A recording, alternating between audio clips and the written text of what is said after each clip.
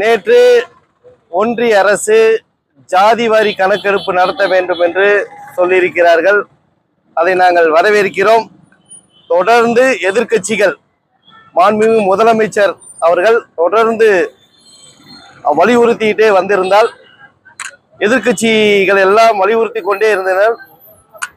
அந்த அழுத்தத்தினால்தான் இன்று ஜாதிவாரி கணக்கெடுப்பு நடத்துவேன் என்று ஒன்றிய அரசு அறிவித்திருக்கிறது.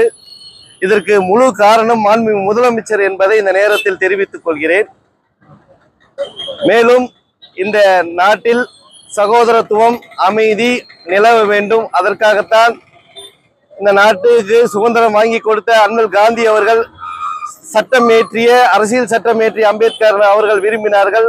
அனைவரும் அண்ணன் தம்பிகளாக, மாமான் மச்சான்களாக இருக்க வேண்டும். நாட்டிற்கு எந்த ஆபத்து என்றாலும் அதற்கு முதல் 140 கோடி மக்களும் ஒற்றுமையுடன் எதிர்கொள்ள வேண்டும். இந்த காஷ்மீரில் நடந்த தாக்குதல் வன்மையாக கண்டிருந்ததுக்குரியது. இது மிருகத்தனமான செயல், மனிதாபிமானமற்ற செயல். இந்த மனித மிருகங்களை உடனே அடக்க வேண்டும் ஒன்றிய அரசு என்பதை இந்த நேரத்தில் தெரிவித்துக் கொள்கிறேன். மாண்புமிகு முதலமைச்சர் அவர்கள் கடந்த 1.5 மாத காலமாக சட்டமன்ற கூட்டத்தொடர் நடந்தது. அந்த சட்டமன்ற கூட்டத்தொடரிலே பல்வேறு மக்கள் பணிகளை, மக்களுக்கு திட்டங்களை சிறப்பான முறையில் அறிவித்திருக்கிறார்.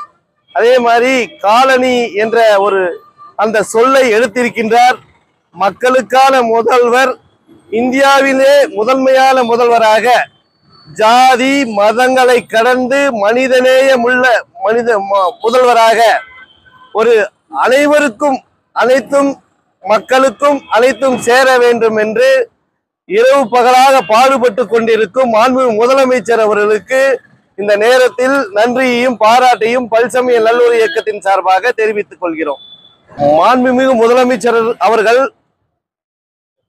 வலுவான கூட்டணி 2019 தமிழகத்திலே மிக சிறப்பான கூட்டணியை வழிநடத்தி கொண்டிருப்பவர் மாண்புமிகு முதலமைச்சர் அவர்கள்.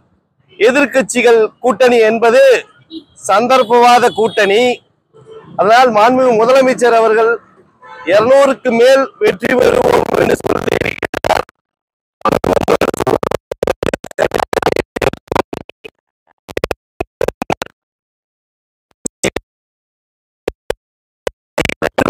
என்பதை தெல்ல தெளிவாக அறிந்திருப்பவர், புரிந்திருப்பவர், அனைத்தும் அறிந்தவர் மாண்புமிகு முதலமைச்சர் அவர்கள். அதனால்தான் 234 தொகுதிகளிலும் திமுக கூட்டணி வெல்லும். அந்த சாதனையை 2024 இந்தியாவையே திரும்பி பார்க்கக்கூடிய வெற்றியை மாண்புமிகு முதலமைச்சர் பெறுவார் என்று நாங்கள் எல்லாம் எதிர்பார்க்கிறோம். அதற்கு உறுதுணையாக பல்சமய நல்லுறவு இயக்கமும் இருக்கும் என்பதை இந்த நேரத்தில் தெரிவித்துக் கொள்கிறோம்.